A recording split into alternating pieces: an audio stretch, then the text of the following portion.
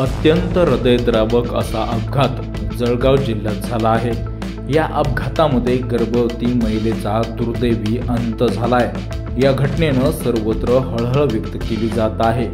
या प्रकरणी अधिकची माहिती अशी की जळगाव जिल्ह्याच्या जामनेर येथे एक अत्यंत दुःखद घटना घडली आहे, ज्यात माहेरून परतणाऱ्या जान्हवी मोरे या गर्भवती महिलेवर काळाने घाला घातला आहे। पतीच्या समोर तिचा गाडीत जळून होरपळून मृत्यू झाला आहे।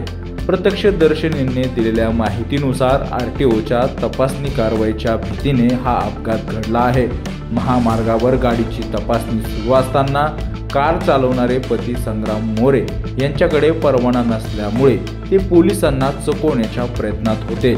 याच गडबडीमध्ये त्यांची गाडी महामार्गावरील दुभाजकाला धडकली आणि या अपघातानंतर लगेचच इंजिनमधून धूर येण्यास सुरुवात झाली व गाडीचे दरवाजे लॉक झाले। ही घटना घडल्यानंतर महामार्गाच्या बाजूला असलेल्या लोकांनी तसेच पोलिसांनी तात्काळ घटनास्थळी धाव घेतली।